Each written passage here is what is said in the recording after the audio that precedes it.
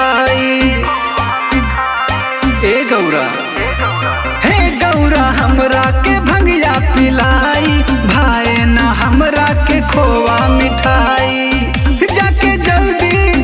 जाके जल्दी से भंगिया तू लादा ना हो, नाही भंगिया के बिन मन मानाता हो।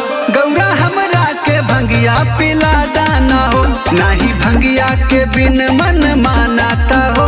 गौरा हमरा के भंगिया पिलादा ना हो।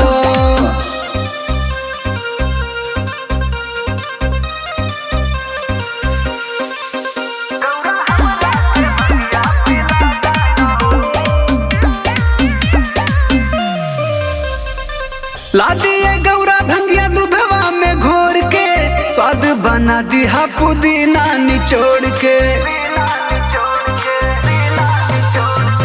ला दिए गौरा भंगिया दूधवा में घोर के, स्वाद बना दिया पुदीना निचोड़ के। काजू पिस्ता न मन मोहे भावाता हो। नाही भंगिया के बिन मन मानाता हो। गौरा हमरा के भंगिया पिलादा ना हो, नाही भंगिया के बिन मन मानाता हो।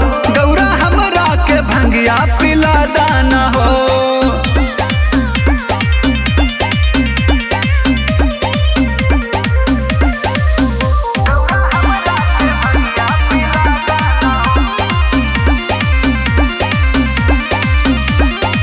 होई थकान दूर भंगिया के डोज से, नाही पिले बानी भंगिया कई रोज से। होई थकान दूर भंगिया के डोज से, नाही पिले बानी भंगिया कई रोज से। बिना पीले गला मोरा सुखाता हो। नाही भंगिया के बिन मन मानाता हो। गौरा हमरा के भंगिया पिलादा ना हो, नाही भंगिया के बिन मन मानाता हो।